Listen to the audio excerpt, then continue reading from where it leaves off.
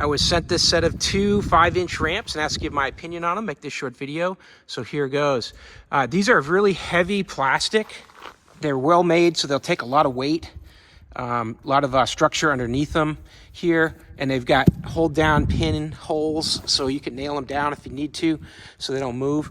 But you know, if you've got a concrete bump up like this going into this garage that is a little bit too high for some smaller machinery, then these things work great as a ramp to get up and down inside the garage.